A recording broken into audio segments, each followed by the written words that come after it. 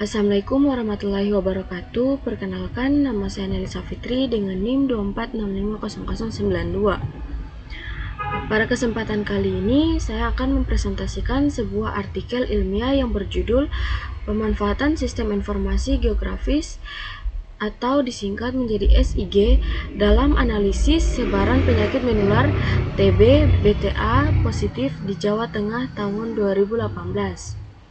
Artikel ini merupakan artikel proceeding seminar nasional pasca sarjana yang dipublikasikan oleh Universitas Negeri Semarang. Informasi ini dapat dilihat pada halaman 1 ini, bagian judul dan identitas artikel.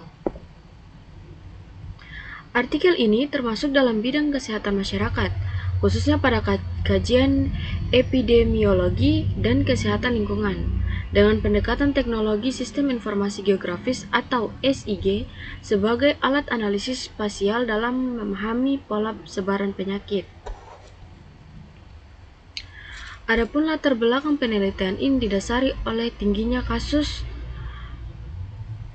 tuberkulosis di Indonesia, khususnya di Jawa Tengah yang masih menjadi salah satu kesehatan utama.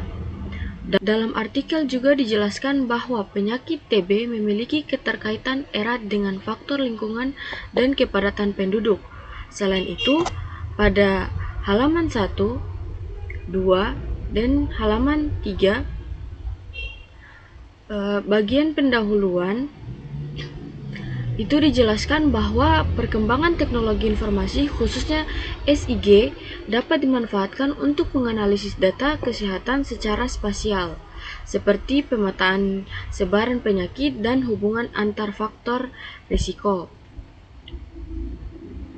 Selanjutnya, tujuan dari penelitian ini adalah untuk mendeskripsikan pemanfaatan sistem informasi geografis dalam analisis data kesehatan dengan studi kasus pemetaan kerentanan penyakit TB BTA positif di Provinsi Jawa Tengah tahun 2018. Tujuan ini tercantum pada halaman 1, bagian abstrak, dan diperjelas kembali pada halaman 4, bagian akhir. Terus pada bagian metode penelitian, penulis menggunakan metode deskriptif dengan pendekatan analisis spasial. Berdasarkan halaman 4 bagian metode, data yang digunakan merupakan data sekunder dari profil kesehatan Jawa Tengah dan data kependudukan dari BPS.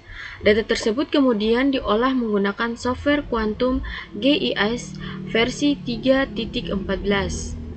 Teknik analisis yang digunakan adalah overlay, yaitu penggabungan beberapa peta tematik untuk menghasilkan peta kerentanan wilayah. Variabel yang digunakan meliputi Case Notification Rate atau CNR sebagai indikator angka kesakitan, serta Truth Mortality Rate atau CMR sebagai indikator angka kematian.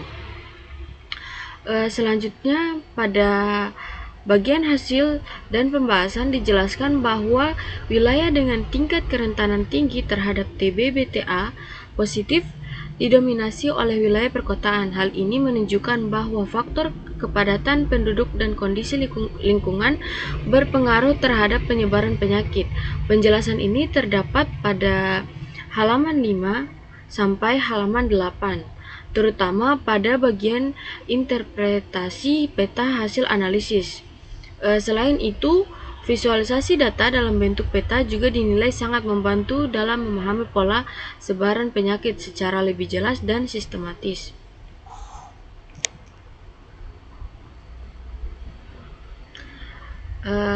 Selain itu, penelitian ini juga memiliki manfaat dalam bidang kesehatan masyarakat, khususnya dalam mendukung analisis epidemiologi berbasis spasial.